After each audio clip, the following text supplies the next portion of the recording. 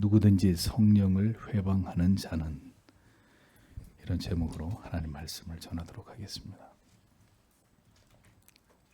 예수께서는 제자들을 선택하신 이후에 다시 집으로 돌아가셨습니다.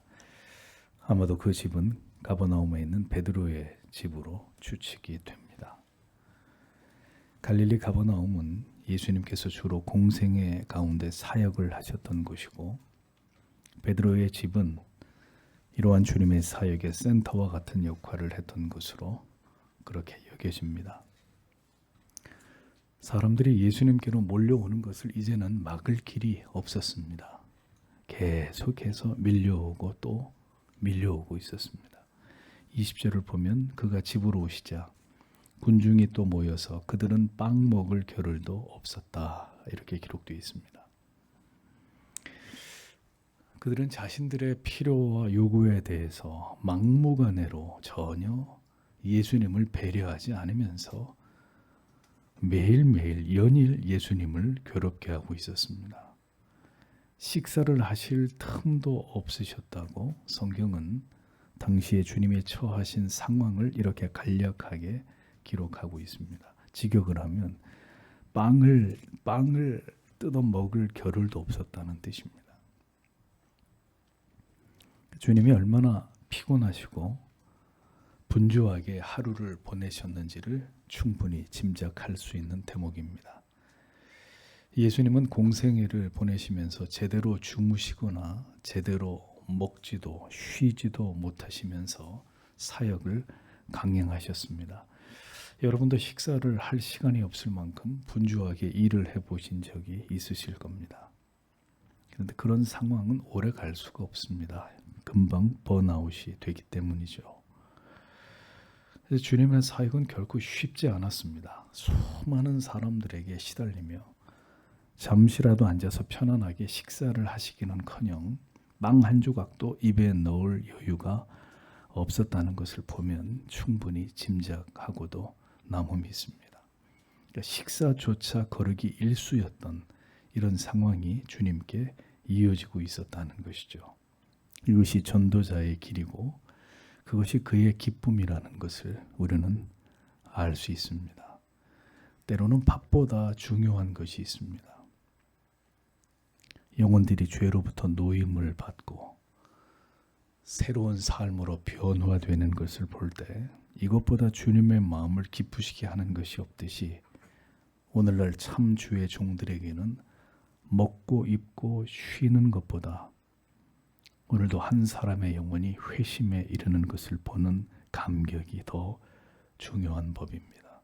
무엇으로도 바꿀 수 없는 그 감동과 희열이 있어서 오늘도 사명의 길을 갈 수 있는 것이죠. 물론 주님께서는 이 모든 일들을 능히 감당하실 수 있는 하나님이십니다. 그러나 또한 우리와 동일한 인간이셨습니다. 그러므로 주님의 모든 사역의 원동력은 바로 깊고 간절하며 긴 기도에 있었다는 사실을 우리는 깨닫게 됩니다. 그토록 주님께서 분주하고 피곤하신 가운데서도 주님이 기도에 매달리신 이유는 바로 이것 때문이었습니다. 우리의 모든 삶의 원동력이 하나님과 깊은 사귐에 있어야 한다는 사실을 예수님은 몸소 우리에게 보여주기를 원하셨습니다. 온전하지 못한 사람들을 하루 종일 대하시면서 제대로 쉬지도 먹지도 못하시는 가운데서도 주님이 그 모든 일들을 힘있게 감당하실 수 있었던 것은 바로 하나님과 매일 대면하시는 그분의 기도가 주님의 모든 사역의 원천이었기 때문입니다. 우리는 주님을 섬긴다 하면서도 또 주님을 섬기다가도 우리의 인생을 지탱하다가도 지치고 힘겨워 나가 떨어질 때가 많이 있습니다. 이것은 우리에게 더 깊고 간절한 기도가 필요하다는 것을 깨닫게 해주기 위함이라는 것을 성도 여러분 절대로 잊어서는 안 됩니다. 우리는 주님의 생애 속에서 이 같은 신앙의 원리들을 잘 길어 올려서 우리의 신앙과 삶에 적용하기에 힘써야 할 것입니다. 다른 길은 없습니다. 그것이 주를 본받아 이 땅에서 성도의 삶을 잘 감당할 수 있는 첩경이 되는 것입니다. 귀신들이 쫓겨나가고 각종 병에 걸린 자들이 모두 나음을 입고 있는 이러한 일들은 보편적으로 언제나 일어날 수 있는 일이 아니었기 때문에 사람들은 예수가 어느 곳에 계신다라는 소식을 듣기만 하면 언제든 어느 곳이든 구름대처럼 주님께로 나아오고 또 나아오고 있었습니다. 복음을 듣기 위해서는 언제나 그렇게 마음이 적극적이고 신속하게 움직이지 않는 자들이 자기들의 육신을 위해 건강과 재물을 위해서는 이렇게 주님을 만나기 위해서 보이는 이 열심과 이 집착을 보십시오. 오늘 이 시대의 모습도, 오늘 이 시대 대부분의 신앙의 모습도 절대로 이와 다르지 않습니다. 육신적인 일에는 어떤 수고와 얼만큼의 시간이 필요한다 해도 그 일에 기꺼이 우리의 모든 것을 다 갈아 바치지만 영혼을 위한 일이고 영적인 일, 거룩한 가치를 위해서는 그렇게 그것을 사모하고 그것에 대해서 집착하는 일이 있어서 이것을 귀하게 여기고 열정을 쏟는 사람들은 오늘날 교회 안에서도 소수에 지나지 않는 것입니다. 이렇게 놀라운 일들이 예수를 통해서 일어나도 여전히 예수를 인정하지 않고 있는 무리들이 있었는데 오늘은 성경에 그들이 예수의 가족들이었다, 예수의 친족들이었다라고 소개를 하고 있습니다. 예수의 친족들이 지금 예수님을 만류하기 위해 예수님께로 나아왔습니다. 왜 예수님을 말리러 왔을까요? 사람들이 그를 미쳤다고 모두 이야기하고 있기 때문이었습니다. 너희 집에 예수가 미쳤어 지금. 미쳐서 저런 일을 하고 다니는데 가족이라는 사람들이 그걸 지켜보고만 있는 거요? 사람들이 와서 예수가 미쳤다고 이야기를 하고 있었단 말입니다. 예수님에 대해서 이런 말을 하는 자들은 아마도 예수님과 동향의 사람들이었을 것으로 추측이 됩니다. 21절을 보십시오.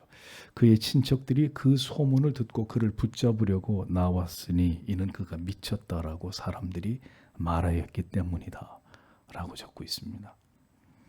누가복음 4장에 보면 주님께서 공생애를 시작하시면서 고향 나사렛으로 가셨을 때 고향 사람들에게 수모를 당하는 장면이 기록이 되어 있습니다. 주님께서는 이사야서의 61장의 내용을 인용하시면서 그 말씀의 모든 내용이 다 이루어졌고 자기가 메시아다라는 사실을 밝혔을 때 그는 고향의 회당에서 사람들에게 죽임을 당할 뻔한 위기까지 처하게 된 것을 볼 수 있습니다. 그러니까 그들이 익히 알고 있었던 예수를, 자기 동네에서 어렸을 때부터 자란 그 예수를 메시아로 인정할 마음이 나사렛에 살고 있던 그 누구도 그런 마음을 갖지 않았던 것이죠. 그런 마음을 추워도 생각하지 않았던 것입니다. 그러한 이유로 주님께서는 선지자가 자기 고향과 자기 집 외에서는 존경을 받지 않음이 없으리라 라고 말씀하시면서 나사렛을 떠나 주 사역지를 갈릴리의 가버나움으로 옮기게 되신 것을 성경은 보여주고 있습니다. 모든 사람들이 예수께서 가지신 능력과 권능 앞에서 그에게로 몰려오고 있었지만 소수의 예수의 가족과 친족들은 그가 미쳤다고 떠드는 사람들의 말을 들으면서 깊이 예수님을 우려하고 있었다는 것입니다. 급기야 그들은 예수님을 붙들러 나왔습니다. 그가 더 이상 선지자 노릇을 하지 못하도록 그를 붙잡고 만류하기 위해 온 것이었고, 또 한편으로는 그들은 예수께 몰려오는 이 수많은 무리들로부터 예수를 지키기 위해서 주님께로 나왔던 것으로 볼 수 있습니다. 이러한 그들의 모습을 보면 예수님의 가족들조차도 예수께서 메시아이시다라는 사실을 믿지 못하고 있었다는 것을 알 수 있습니다. 그들의 모든 염려는 사실 기우에 불과했지만 그들이 자신이 알고 있는 예수를 메시아로 인정하고 보지 못할 때 그들의 이 같은 행동은 가족으로서 어쩌면 당연한 모습일 수 있습니다. 다른 가족들처럼 그저 예수님에 대해서 염려하고 걱정할 뿐 그가 하나님의 아들이다, 그가 메시아다라는 사실에 대해서는 전혀 신뢰하지 못하고 있었던 것입니다. 예수님의 육신의 어머니 마리아는 분명 모든 사실을 알고 있었지만 그녀 역시 침묵하고 있었습니다. 적어도 천사에게 예수 그리스도에 대한 수태고지를 받았던 마리아만큼은 예수님을 이해하고 그가 행하시는 일들에 대해서 다른 사람들에게, 그녀의 가족들에게라도 변호해 주었어야 했지만 성경은 어디에도 그와 같은 마리아의 언행을 찾아보기 어렵습니다. 그러니 예수의 다른 형제들과 자매들 또한 예수님을 메시아로 인정하지 않고 있음은 당연한 것이었겠죠. 인간의 경험과 선입견이 이렇게 무서운 것입니다. 예수를 낳은 그의 육신의 어머니까지, 그 어머니의 마음까지도 온통 인간적인 걱정과 염려로 예수를 바라보게 했으니 말입니다. 마가복음 6장 3절에 보면 예수님의 형제의 이름이 기록되어 있습니다. 이 사람이 마리아 아들 목수가 아니냐, 야고보와 요셉과 유다와 시몬의 형제가 아니냐, 그 누이들이 우리와 함께 여기 있지 아니하냐. 구체적으로 예수님의 형제의 이름까지 다 성경에 기록이 되어 있습니다. 예수님의 가족들은 예수님을 그렇게 인간적인 관점에서만 바라보고 그를 걱정하고 있었습니다. 그리스도를 메시아로 보지 않고 자기의 가족으로만, 형과 오라버니, 내 아들로만 생각하고 있었던 것입니다. 하나님이 그를 통해 이루실 위대한 일들에 대해서 그들은 모두 무지했습니다. 그들은 그것을 보지 못했습니다. 어떻게 이런 일이 가능할까요? 예수는 분명히 어려서부터 모든 면에서 완벽하셨습니다. 그것은 그분의 어린 시절이라고 해서 예외가 아니었고, 그렇게 30년을 그들과 함께 성장해 오는 것을 지켜보았으면서도 어떻게 예수께서 메시아 되심을 믿지 않고 받아들이지 않으려고 했던 것일까요? 오직 믿음이 아니면 무엇으로도 예수께서 나의 구주 되심을 믿을 수 없다는 것을 우리는 분명히 기억해야 합니다. 하나님이 그에게 믿음을 주셔야 예수가 구주라는 것이 믿어지는 것이지, 예수와 30년을 같이 살았던 그의 가족 모두도 예수를 메시아로 믿지 않았습니다. 30년을 교회를 다녀도 하나님이 그에게 참 구원에 이르는 믿음을 주시지 않으면 예수가 믿어지지 않을 수도 있는 것입니다.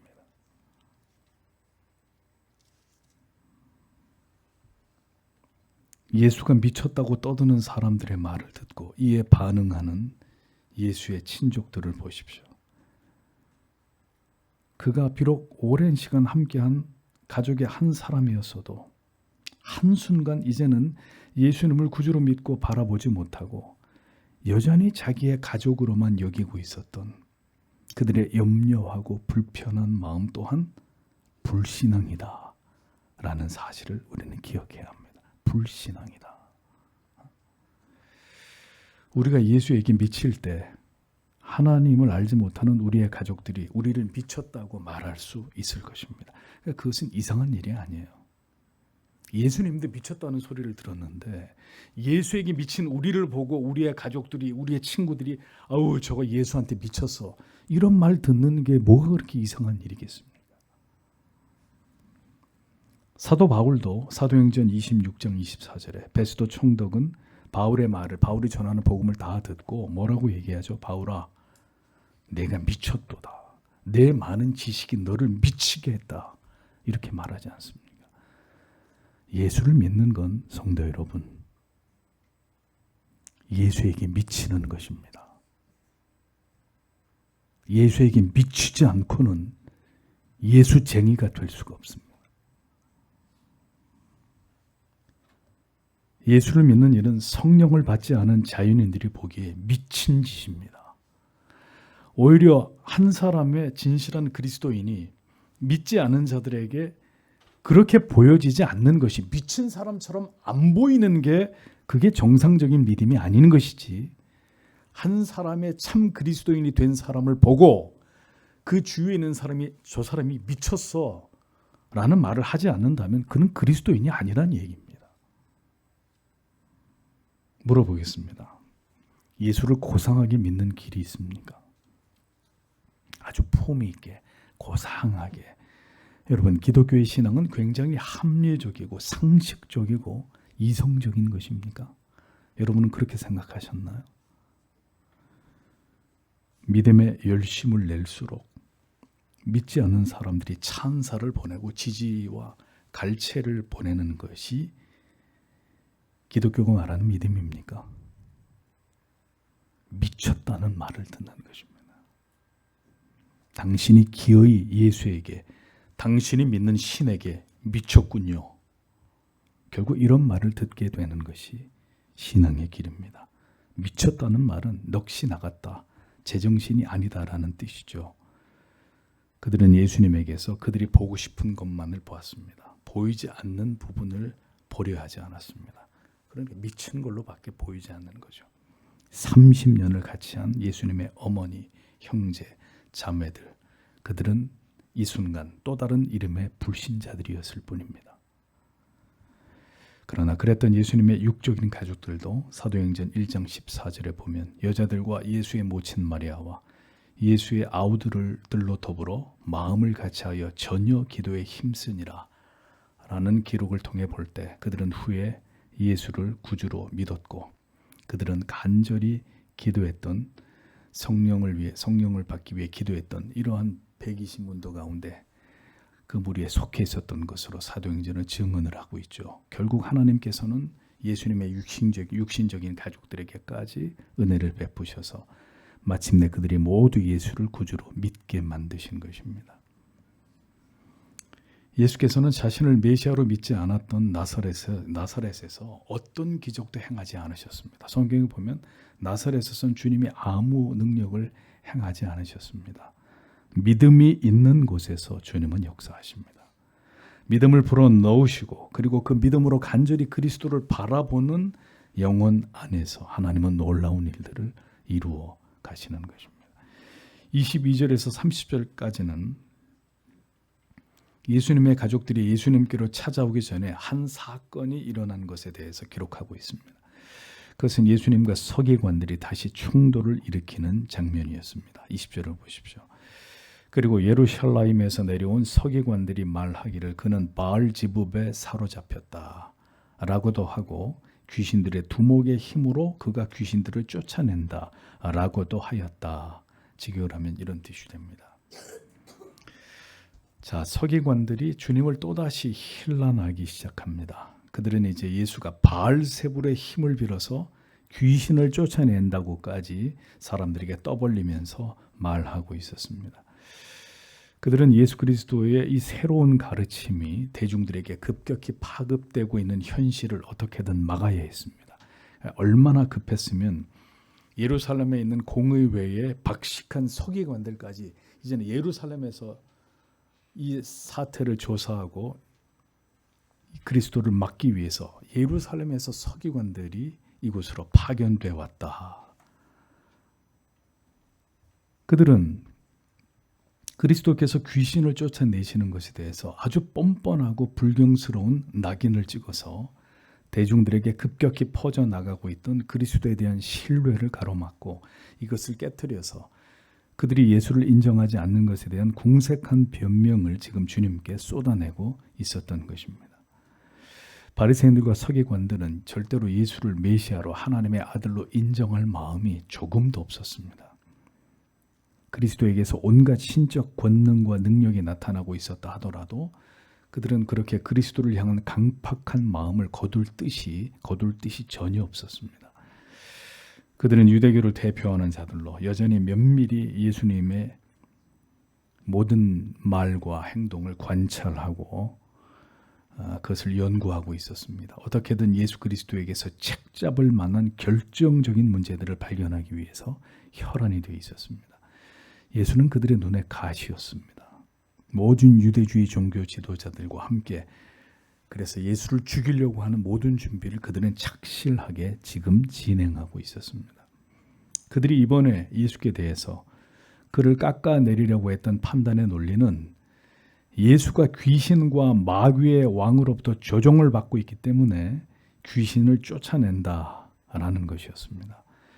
마태복음, 누가복음에서도 동일한 말로 예수를 비난하고 있는 것을 볼 수 있습니다. 마태복음 9장 34절, 12장 24절에서 32절, 누가복음 11장 14절에서 23절 동일한 형태의 비난이 여기에 다 기록이 되어 있습니다. 그들의 결론은 예수는 바알세불의 종이다 라는 것이었습니다. 귀신을 쫓고 병을 고치고 기적을 행하는 것은 하나님이거나 사탄이거나 둘 중에 하나인데 전자를 인정할 마음이 없으니까 후자의 논리를 가지고 예수를 지금 바알세불에 사로잡혀 있는 바알세불의 종이다 이렇게 비난하고 있었던 것입니다.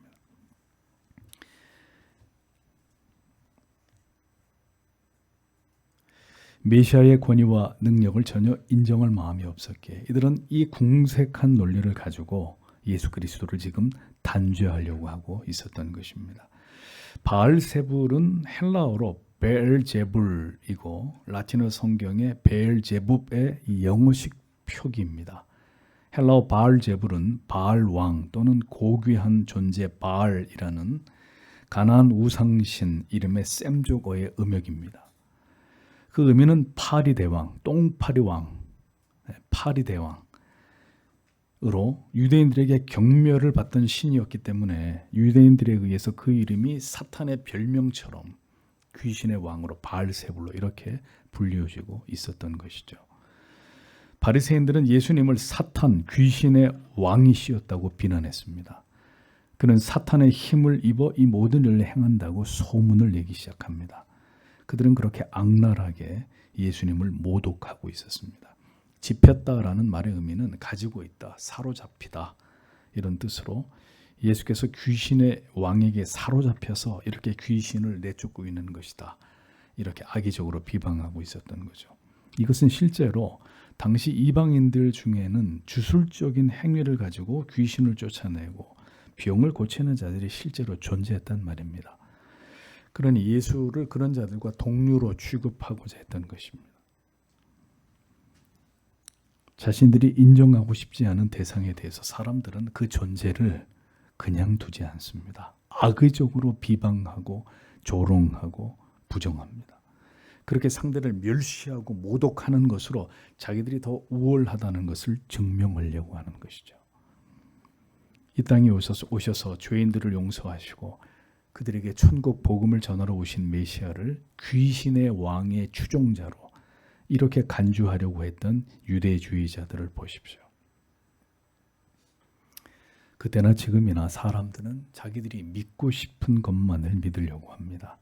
그 믿음의 대상이 될 수 없다고 여기는 존재에 대해서는 일제히 그를 부정하고 멸시하고 조롱하고 불신하는 모습들을 보여줍니다.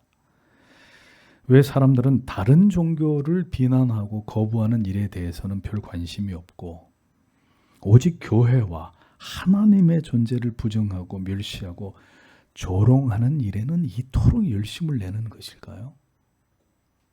여러분, 불교나 무슬림이나 힌두교가 지금 기독교만큼 박해를 받거나 사람들의 조롱거리가 되고 있습니까?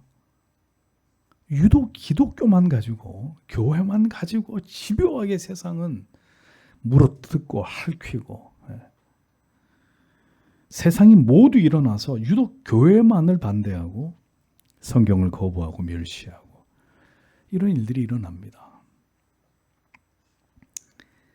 그것은 그 배후에 이같이 사탄이 강력하게 역사하고 있다는 증거이죠. 오직 성경만이 참된 진리이기 때문에 다른 종교는 뭐 건드릴 이유가 없습니다.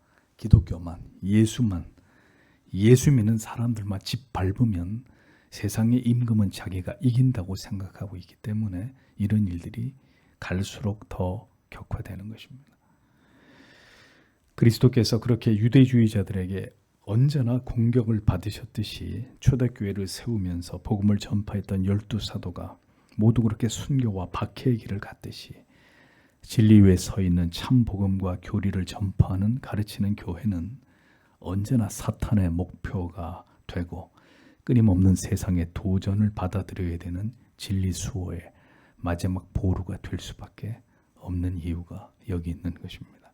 그러므로 성도 여러분, 올바른 믿음의 길을 걸어가시면서 우리가 겪게 되는 모든 고난을 두려워하지 마십시오. 그리고 뒤로 물러서지 마십시오. 여러분이 오직 참된 믿음의 길을 걷고 있기 때문에 감당하셔야 되는 모든 고난입니다. 그리고 그 모든 고난과 시련과 박해는 아직 시작도 되지 않았습니다.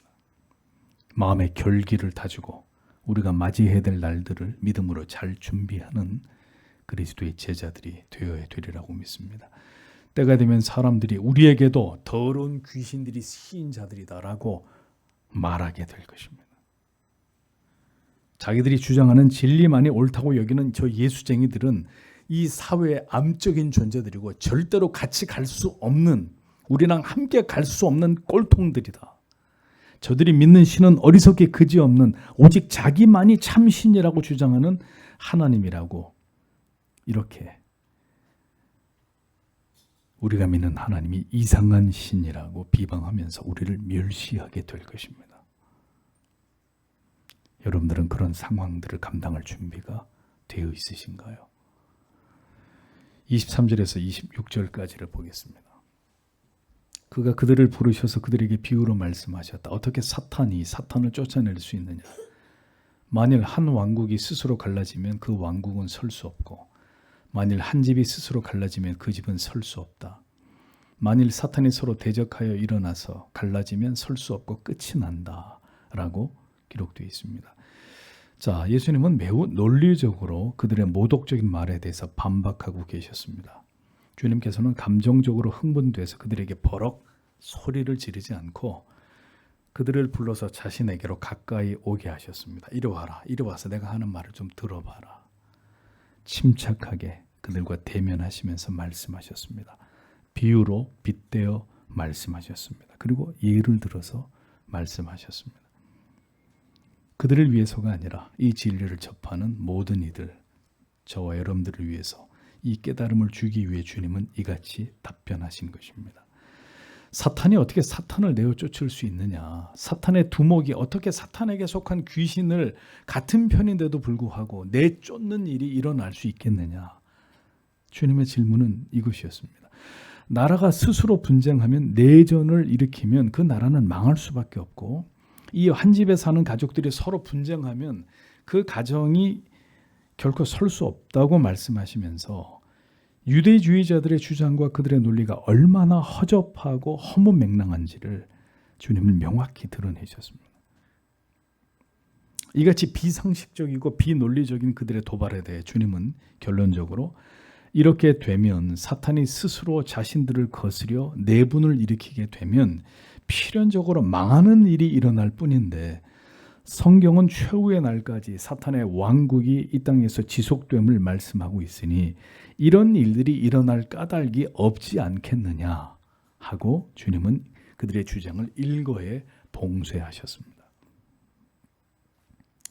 사단이 자신의 졸개들을 거스려 분쟁하면 망할 것인데 자기 손으로 자기 왕국을 허물겠느냐, 너희들 같으면 그런 어리석은 짓을 하겠느냐, 이런 의도로 주님은 이 같은 그들의 어리석은 논리를 반박하셨습니다. 여러분, 세상에서 아무리 똑똑하다고 세상 사람들이 자기를 그렇게 생각할지 모르겠지만 진리를 깨우치지 못한 그들의 영혼은 어둡고 어리석은 자들의 말과 논리로 잘 들어보면 굉장히 허접하고 지혜도 없다는 것을 우리는 금방 알 수 있습니다. 믿지 않은 자들의 논리. 그래서 우리가 성경을 읽고 진리에 정통하게 되면 하나님이 주신 지혜와 명철을 가지고 하나님을 믿지 않는 자들의 논리를 명쾌하게 부셔버릴 수 있습니다. 문제는 우리가 성경의 진리로 무장하지도 않고 지혜와 명철을 구하지도 않기 때문이죠. 어떤 말로도 하나님을 알지 못하는 자들에게 우리는 질 이유가 없는 사람들입니다. 우리가 성경에 대해 무지하기에 언제나 조롱당하고 무시당하고 업신여김을 받는 것입니다. 그것은 죄가 아닌가요? 성도 여러분, 어떤 말로 기독교를, 성경의 진리를 비방할 때 우리가 그것을 능히 물리칠 수 있을 만큼의 하나님의 말씀에 대해서 실력을 기르십시오. 여러분들의 영혼에 나를 세워두십시오. 하나님이 언제 어떻게 사용하실지 모르지 않습니까?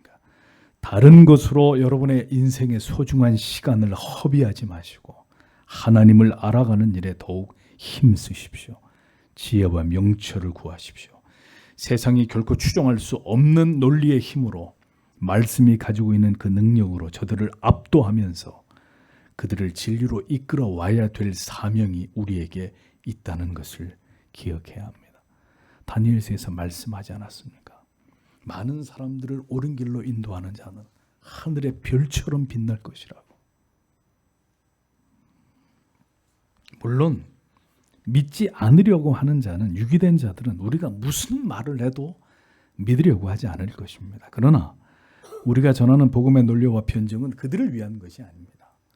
돌아와야 할 하나님의 자녀들, 그들의 영혼을 세상의 어두움에서 건져내기 위함이라는 것을 우리는 기억하고 있어야 되는 것이죠. 27절을 보십시오. 그러나 그 누구도 강한 자의 집에 들어가서 먼저 그 강한 자를 묶어놓지 않으면 그 집의 물건들을 털 수 없다. 묶은 뒤에라야 그 집을 털 수 있을 것이다. 이렇게 기록되어 있습니다. 여기서 강한 자는 사탄을 비유하신 말씀입니다. 강한 자를 결박한다는 의미는 사탄과 그 졸개들, 모든 마귀와 악한 영들을 축출하고 사탄의 왕국을 파괴시키는 일을 가리킵니다. 강한 자를 결박한 후에 그 강한 자의 집의 물건을 훔치는 게 맞다면 사탄의 왕국에 들어가서 귀신을 내쫓고 사탄에게 얽매인 자들을 풀어주려면 강한 자부터 그럼 결박해야 되는 게 아니냐. 그 집 주인인 제일 강한 놈부터 무너뜨려야 되지 않겠느냐, 이런 의미였습니다. 그러니까 주님은 이 말씀을 통해서 자신이 귀신을 내쫓고 병을 고치는 이 일을 행하기 위해서 오셨고, 그렇게 사탄의 왕국을 무너뜨려서 죄 아래 고통당하는 자들에게 자유를 얻게 하기 위해서 주님은 오셨다라는 것을 비유적으로 말씀하신 것입니다. 주께서 병을 고치시고 귀신을 멸하는 이런 행위가 이미 사탄의 왕국을 허무는 일의 시작이라는 사실을 보여주고 계셨던 것입니다. 모든 우리의 삶을 힘들게 하고 어렵게 하는 일들의 배후에 이 모든 일들을 겪게 하시는 하나님의 뜻은 그 모든 것을 통해서 우리 안에 더욱 견고한 하나님의 나라가 세워지게 함에 있다는 사실을 우리는 분명히 알아야 합니다. 이것이 우리가 모든 육체의 질병을 비롯한 어떤 고난이나 시련이 와도 더 하나님을 잘 믿으며 우리 신앙을 더 공격적으로 가져가야 되는 이유입니다. 우리는 우리를 힘들게 하는 모든 일들 속에서 하나님의 섭리를 보지만 우리를 이렇게 회방하는 사탄의 역사도 그 배후에 있다는 사실을 알아야 합니다. 그렇다면 그 모든 일들을 통해서 하나님이 우리에게 원하시는 뜻이 무엇일지를 생각할 수 있어야 합니다. 그 모든 육신과 영혼의 연약함 속에서 뒤로 물러나서는 안 되고 더 하나님을 간절히 찾고 의지하고 더 믿음으로 살아가야 합니다. 더 하나님을 신앙하는 일에 열심을 내셔야 합니다. 귀신을 쫓고 병을 고치는 것이 사탄의 나라를 허물고 그 위에 하나님의 나라를 세우고자 하심이라면 우리는 모든 어려움 속에서 하나님의 뜻이 더 선명하고 확고하게 우리 안에 세워지기를 사모하는 자들이 되셔야 합니다. 그것이 우리에게 고통을 주시는 이유이고 사탄의 회방과 공격을 때로 하나님이 우리에게 허용하시는 이유가 되기 때문입니다. 예수께서는 강한 자를 결박하여 그 세간을 늑탈하고 무너뜨리기 위해 오신 더 강한 존재라고 비유적으로 이렇게 자신에 대해서 말씀하셨습니다. 주께서는 계속해서 복음이 이 땅에 전파되게 하시는 이 놀라운 일들을 통해서 주의 재림의 날까지 이 땅에 세워진 사탄의 나라들을 파괴해 나아가는 일을 행하실 것임을 그렇게 알리고 계셨던 것입니다. 그러므로 이 땅에 세워진 교회와 성도의 가정은 사탄의 나라를 멸하기 위한 그리스도의 전진 기지라는 것을 아셔야 합니다. 우리가 그냥 살고 있는 게 아니에요. 믿음의 가정과 교회의 이 세상에 있는 그 정체성은 예수 그리스도의 전진 기지다. 교회와 성도의 가정이 진리 위에 굳게 서서 더 강력하게 복음을 전하고 십자가의 도를 드러낼 때 사탄의 왕국들이 무너져 내리고 있는 것입니다. 마귀는 축출되고 그리스도의 통치가 이루어지는 한 영혼, 한 가정, 한 교회로 우뚝 세워지는 생명의 역사가 일어나게 되는 것입니다. 예수를 믿는다는 것은 주와 함께 이렇게 하나님의 나라를 확장해 나아가는 것을 의미합니다. 그렇지 않으면 우리를 왜 예수 그리스도의 군사라고 말했습니까? 싸우지 않는 군사가 무슨 필요가 있습니까? 그리스도와 함께 하나님의 나라를 위해 사탄의 왕국과 더불어 혈투를 벌이고 있는 자들, 그들이 그리스도인들입니다. 사탄 마귀의 영토였던 한 영혼을 그리고 한 가정을 하나님께로 이끌어감으로 사탄의 나라를 멸하는 일, 그것이 우리의 사명입니다. 우린 그것을 위해 부름받았습니다. 이것이 바로 십자가에 용사된 그리스도인들의 사명이라는 거죠. 그리스도께서 다시 오셔서 모든 사탄 마귀를 결박해서 무정행 속에 던져 넣으실 때까지 우리는 계속해서 공중의 권세 잡은 모든 세상의 임금과 치열한 영적 싸움을 감당해 나아가야 될 그런 사명을 가진 자들이다라는 것을 기억해야 합니다. 이것이 신자의 사명이고 정체성입니다. 죄 아래서 고통당하고 신음하며 인생을 살아가고 있는 사탄의 매인자들을 그리스도의 복음으로 그 결박을 풀고 그 사망의 자리에서 건져내는 일에 하나님께 쓰임받는 구원의 도구들이 되시기를 축복합니다. 이 일은 모든 거듭난 자들에게 주님이 바라시는 일입니다. 이것은 주님이 이 땅에 계실 때 그분이 행하시던 일이었습니다. 이 일은 모든 성도와 교회가 주님을 대신해서 이 땅에서 지속해 나아가야 되는 위대한 사명입니다. 강한 자의 집에 세간을 강탈하신 이가 주님이십니다. 사탄보다 강하신 주님, 모든 사탄에 묶인 영혼들을 해방시키시는 하나님의 아들이십니다. 사탄보다 더 강하신 분이라는 것을 주님은 똑똑히 밝히셨습니다. 예수님은 미치광이도 귀신의 왕도 아닙니다. 예수님은 하나님이십니다. 그리고 우리를 사탄의 종에서 죄의 저주에서 영원히 벗어나게 하신 메시아이십니다. 우리가 믿는 것이 무엇인지를 잊지 마십시오. 그래야 우리가 무엇을 위해 살아가야 되는지가 더 뚜렷해질 수 있습니다. 28절에서 29절을 보겠습니다. 아멘. 내가 너에게 말한다. 인자들의 모든 죄와 그들이 하는 모든 어떤 모독도 용서받을 수 있지만 성령을 모독하는 자는 영원히 용서받지 못하고 영원한 죄에 거하게 될 것이다. 주님은 이제 그리스도를 향해 이토록 신성 모독적인 발언을 서슴지 않는 서기관들에게 매우 두렵고 무서운 경고를 그들에게 날리고 계셨습니다. 진실로라는 말은 아멘이라는 의미입니다. 아멘의 의미가 진실로라는 뜻입니다. 원문에는 아멘으로 이 구절이 시작이 됩니다. 아멘으로 시작되는 모든 주님의 말씀을 한글에서는 진실로 이렇게 번역을 했어요. 이 주님의 이 아멘이라는 의미는 그리스도의 진실되신 성품에서 비롯되는 약속의 말씀으로 주님의 매우 중요한 말씀을 정하실 때 주님은 항상 이 표현을 하셨습니다. 정말 중요한 얘기를 할 때는 아멘, 아멘 두 번을 말씀하시면서 이어서 주님의 뜻을 말씀하셨죠. 그러므로 이제 주님이 하시는 말씀은 굉장히 중요하고 그 의미가 엄숙하다는 것을 우리가 염두에 두고 이 말씀을 생각해 봐야 합니다. 주님께서는 사람의 모든 죄와 무릇 회방하는 회방은 사하심을 얻을 수 있는데 성령을 회방하는 자는 누구든지 영원히 사하심을 얻지 못하고 영원한 죄에 처하게 된다라고 못을 박으셨습니다. 사람들이 짓는 모든 죄들, 상대방을 욕하고 미워하고 괴롭히는 각각의 이런 모든 죄들은 다 용서를 받을 수 있다라고 말씀하셨습니다.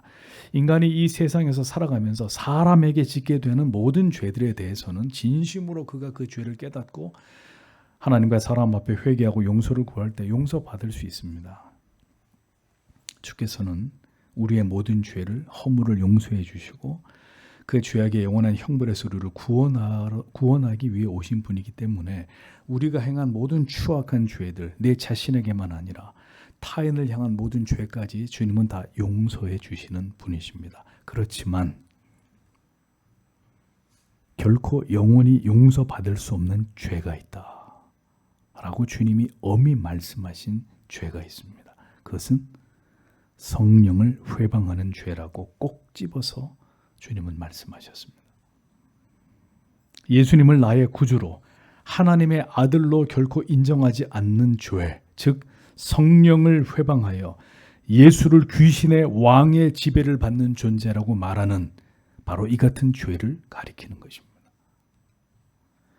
예수를 믿어봐야 아무런 소용이 없고 내 인생에 바뀐 것이 아무것도 없다고 이렇게 예수 그리스도에 대한 믿음을 포기하고 그의 존재를 부정하며 정면으로 진리의 가치를 거부하고 믿음에서 돌아서는 죄는 바로 결코 용서받을 수 없는 성령을 회방하는 죄가 되는 것입니다. 물론 그가 아직 복음에 대해서 깊이 올바로 아는 바가 없어서 그런 말을 했다면 그것으로 그가 지옥에 가는 것은 아닙니다.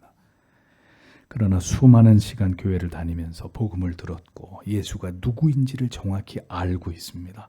구원의 길에 대해서도 여러 교리에 대해서도 상당한 지식을 가지고 있습니다. 그럼에도 불구하고 예수를 거부하는 자는 예수를 조롱하고 부정하고 멸시한 자에게는 다시 기회가 없다라고 주님이 말씀하십니다.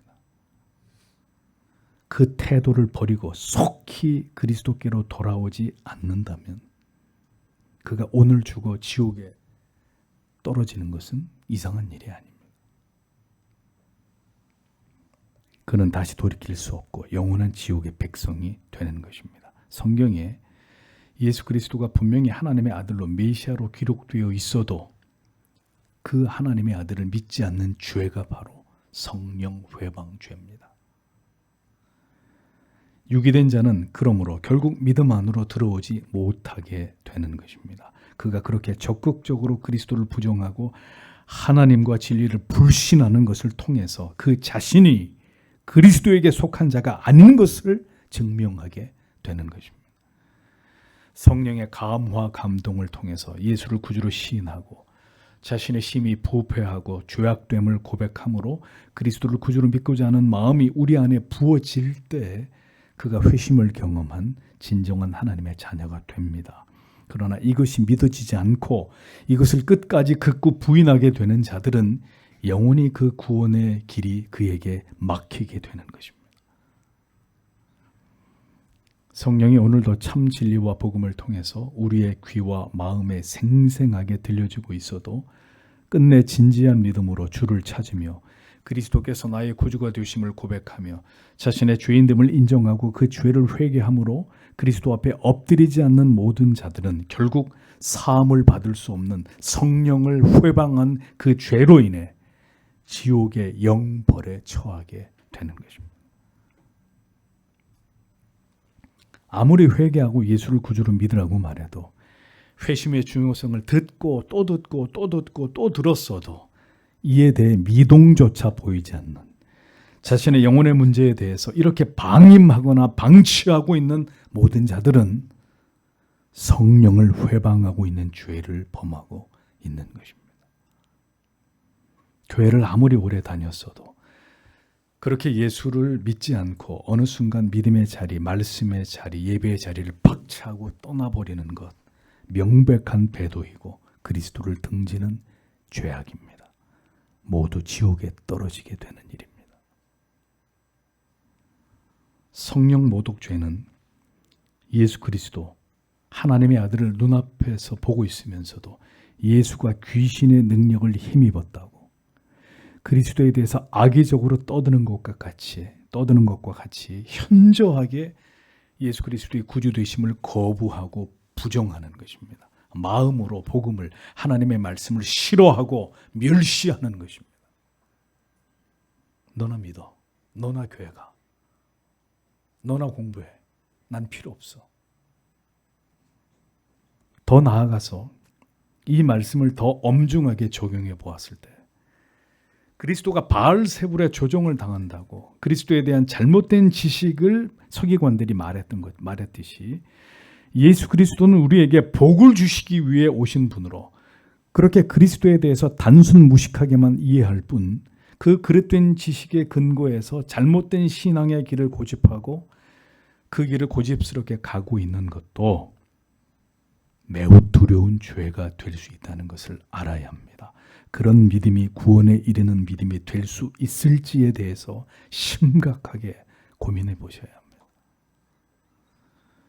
하나님을 단순히 우리에게 복 주시는 분만으로만 여기는 것, 인간의 관점으로 그렇게 하나님의 아들을 철저하게 오해하고 진리의 모든 다른 심오한 가치들에 대해서는 외면한 채로 오직 현세 기복주의와 현세의 물질적 여유와 행복에만 몰두해서 하나님을 신앙한다면 이 모든 일이 성령 회방 죄가 될 수도 있다는 것입니다.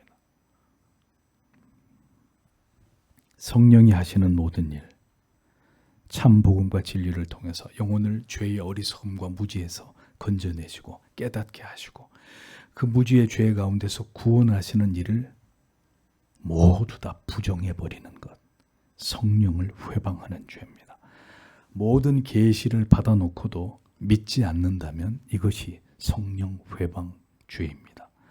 이러한 설교를 듣고도 예수를 믿지 않는 것이, 믿지 않으려고 하는 것이 용서받을 수 없는 죄가 된다는 것입니다. 성경의 모든 말씀은 새빨간 거짓말이고 이 모든 것은 사실이 아니고 나는 죽어도 예수를, 하나님을 믿지 않을 것이다 라고 결론 내리는 것이 바로 성령 회방 죄입니다. 그것이 바로 배교입니다. 나는 내 방식대로 믿겠다라고 생각하는 모든 불신앙적인 모든 그 생각의 뿌리는 모두 성령을 회방하려는 강팍하고 오만한 마음이 아직 그 영혼 안에 또아리를 틀고 있기 때문입니다. 아주 두렵고 위험한 일입니다. 히브리서는 주 1세기에 예수를 믿은 유대인들을 위한 글이었습니다. 그런데 히브리서의 기자는 그들에게 배교에 대한 두려운 경고를 말하고 있습니다. 이미 예수를 믿은 그리스도인들이 된 자들에게 그들에게 배교를 경고합니다.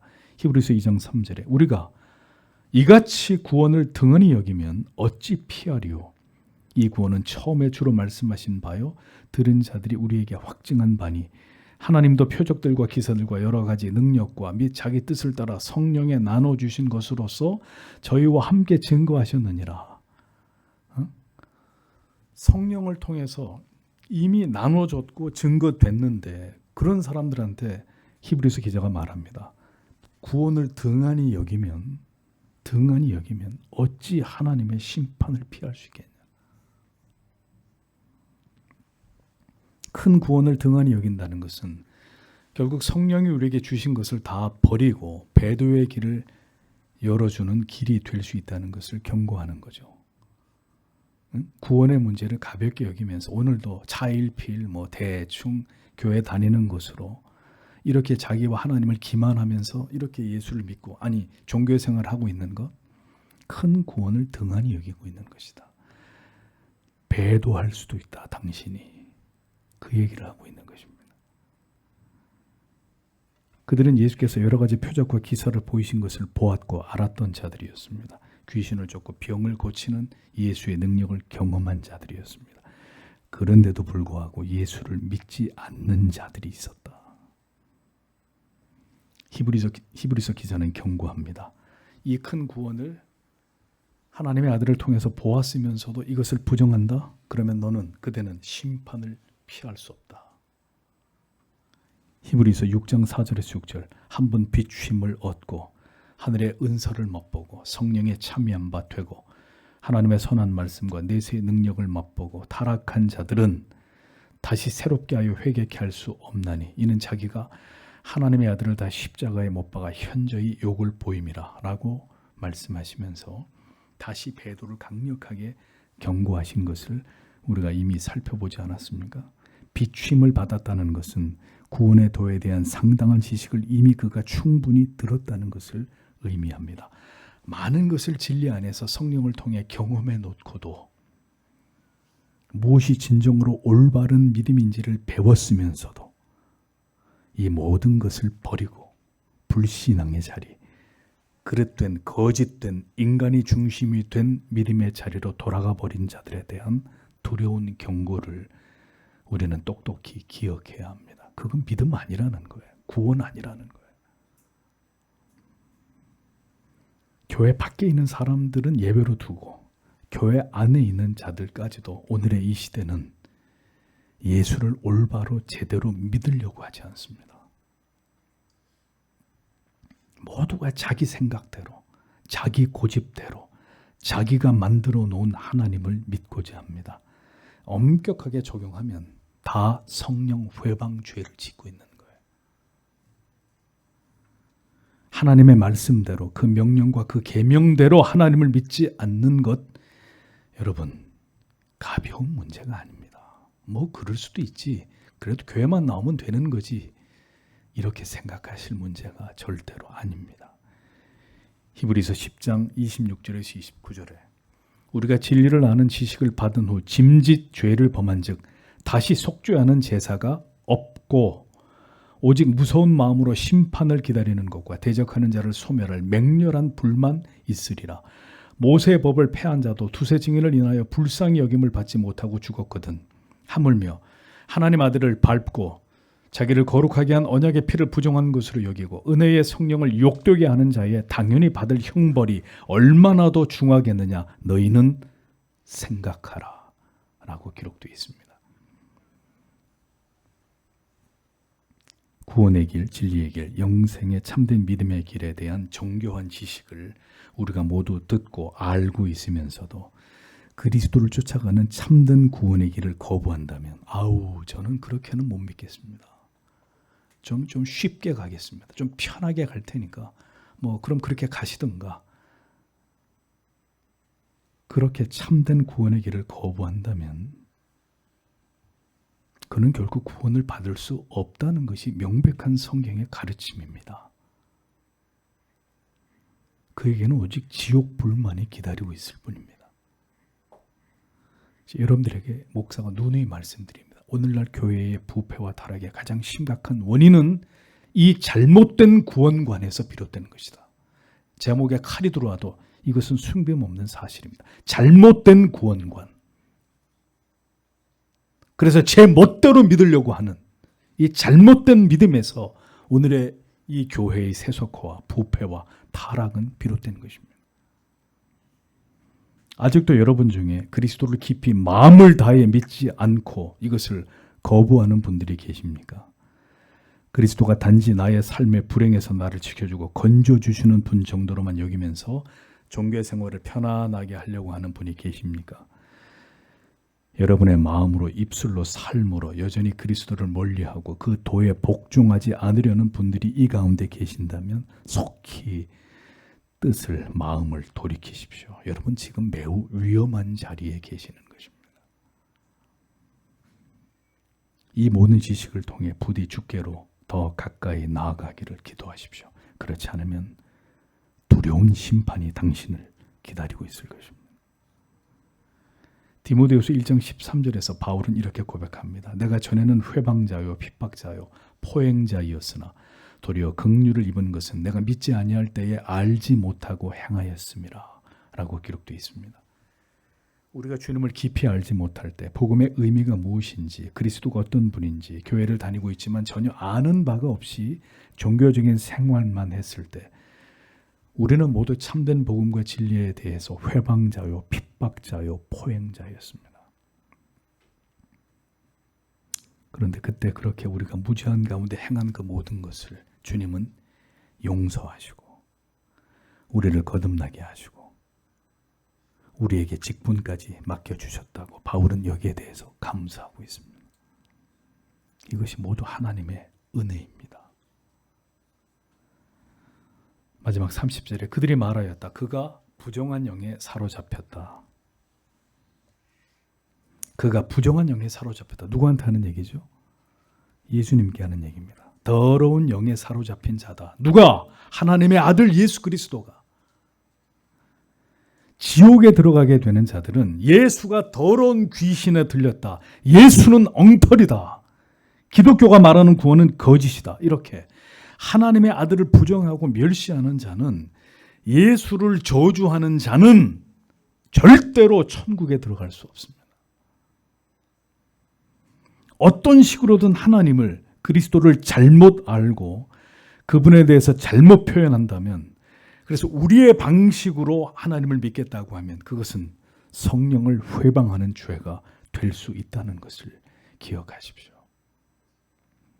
마태복음 12장 32절에 또 누구든지 말로 인자를 거역하면 사하심을 얻되 누구든지 말로 성령을 거역하면 이 세상과 오는 세상에도 사하심을 얻지 못하리라 라고 말씀했습니다.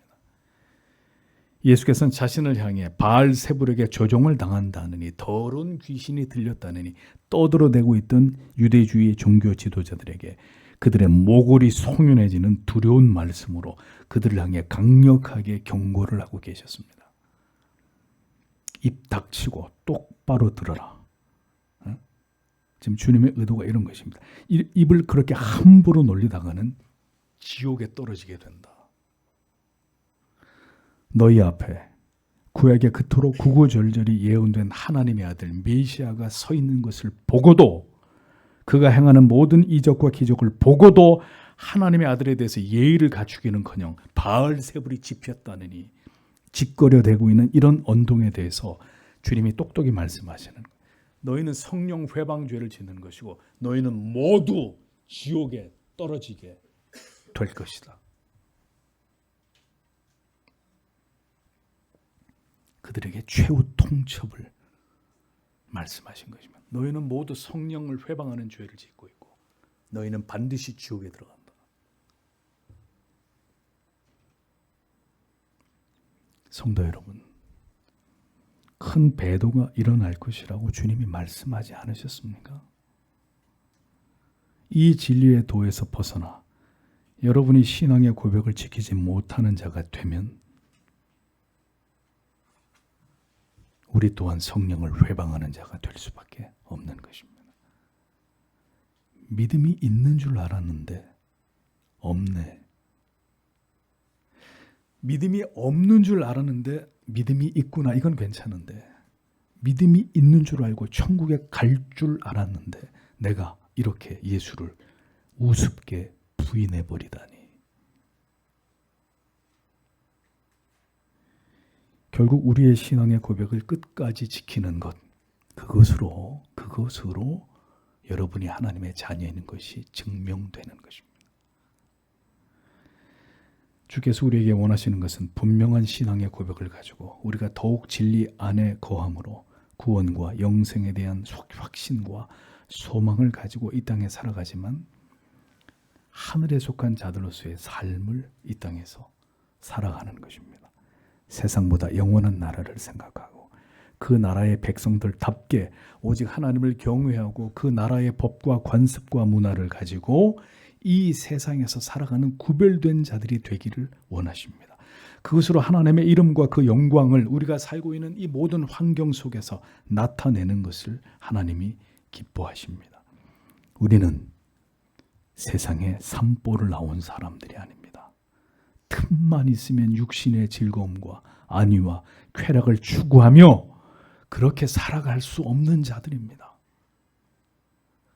사명을 가지고 보다 치열하게, 보다 그것에 집중하면서 먹든지 마시든지 무엇을 하든지 하나님의 영광을 위한 삶을 이 땅에서 살아가야 되는 자들입니다. 성령을 회방하는 죄를 범하며 오늘도 무지와 어둠 속에서 불신의 길을 가고 있는 여러분의 가족들을, 그들의 영혼들을 부디 생각하십시오. 우리에게는 사명이 존재합니다. 여러분의 천국과 지옥을 정말 믿는 분들이라면 활활 타오르고 있는 집에 여러분의 가족들이 있습니다. 어떻게 하시겠습니까? 잘 타고 있구나. 구경하시겠습니까? 천만에. 화급하게 뛰어 들어가서 그들을 불타는 집에서 밖으로 구조해내기 위해 모든 노력을 다하지 않겠습니까? 지옥의 불구덩이를 향해 달려가고 있는 여러분의 자녀들에 대해서, 부모님에 대해서, 형제에 대해서 우리가 지금 어떤 노력을 하고 있는지를 진지하게 돌아보십시오. 이 말씀이 농담처럼 들리십니까? 그리스도를 모독하는 자들은 모두 지옥불에 던져지게 될 것입니다. 유대주의 종교 지도자들은 이 끔찍한 주님의 경고를 듣고도 돌이키지 않고 그를 죽이고자 한 자들이었습니다. 믿음은 인간의 의지적 결단이나 노력의 결과물이 아닙니다. 복음을 전하고 그것을 들을 자들이 듣고 깨어나는 것입니다. 그렇지 않으면 귀를 틀어막고 우리가 전하는 복음을 저주하고 혐오하고 돌아설 것입니다. 그러니까 복음을 전하면 이 극명한 반응을 볼 수 있습니다. 그것은 누가 하나님의 자녀이고 그렇지 않은지를 금방 발견할 수 있어요.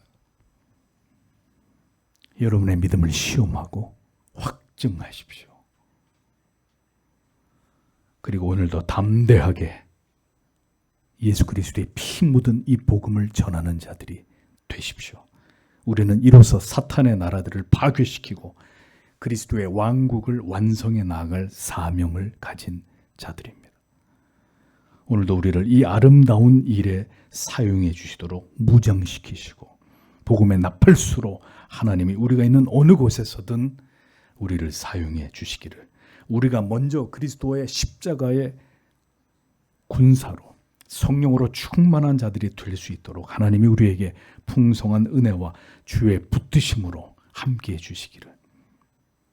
그래서 주님이 이 땅에서 행하시던 그 일을 우리가 우리의 생애 가운데 이 일에 최선을 다하여 주님을 섬기다가 영광스러운 주님을 배울 수 있는 그리스도 예수의 사람들이 다 될 수 있도록 하나님 우리 모두를 붙들어 주시고 사용해 주시기를 다 함께 하나님 앞에 기도하도록 하겠습니다. 기도하겠습니다.